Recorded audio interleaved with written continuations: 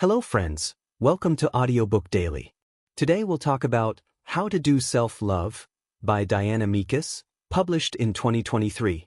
Maya had always been the kind of person who poured herself into others. She said yes when she meant no, apologized before she even knew what she'd done wrong, and put her needs last, even when it hurt.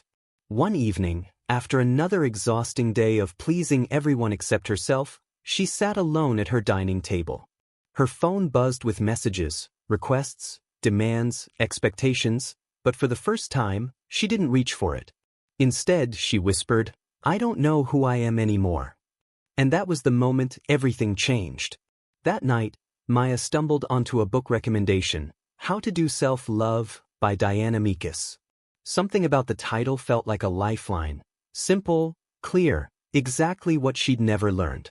She opened the book hoping for answers, and found a roadmap back to herself. What Diana Mikas teaches about real self-love. Diana Mikas breaks down self-love into practical, doable steps, showing that loving yourself isn't a feeling, it's a skill. A daily practice. A decision you make again and again. 1. Understanding self-love. It starts with awareness. Self-love begins with recognizing your relationship with yourself. Most people grow up believing that love must be earned, through perfection, performance, or pleasing others. Mikas shows how these old wounds turn into self-doubt, insecurity, and fear of being too much. She teaches, you don't become worthy. You already are worthy, but you must learn to see it. 2.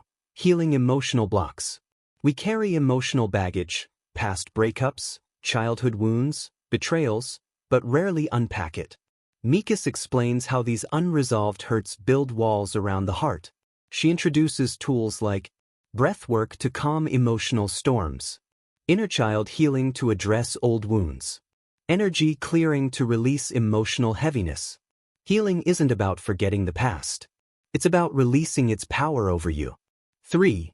Reclaiming your personal power. One of the most powerful lessons in the book is about taking back control of your life. That means setting boundaries, saying no without guilt, stopping the habit of overgiving, prioritizing your physical and emotional needs. Mikas shows that when you don't set boundaries, you slowly abandon yourself.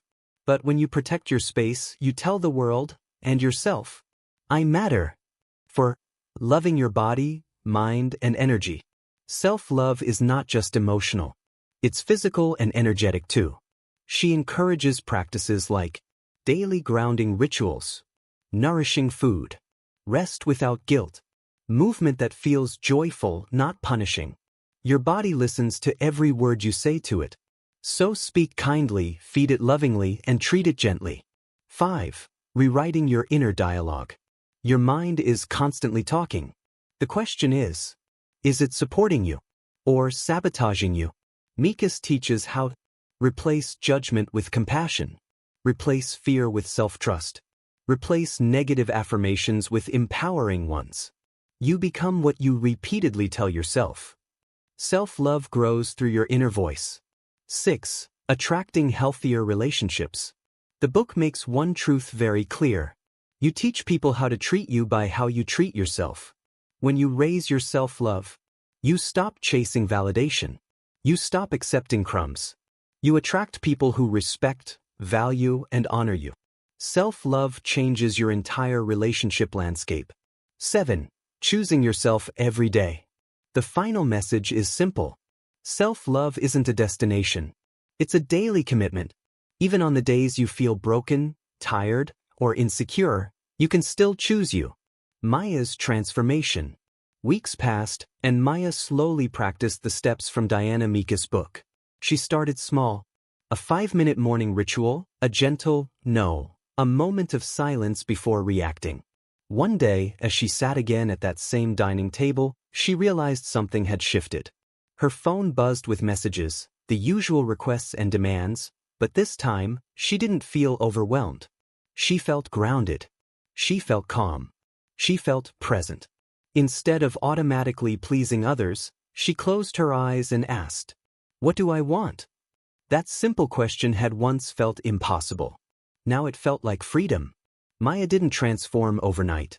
But slowly she became someone she recognized, someone she respected, someone she loved. And she realized, self-love wasn't selfish. It was survival. It was strength. It was her rebirth. Thank you for listening. See you in next Audiobook Daily.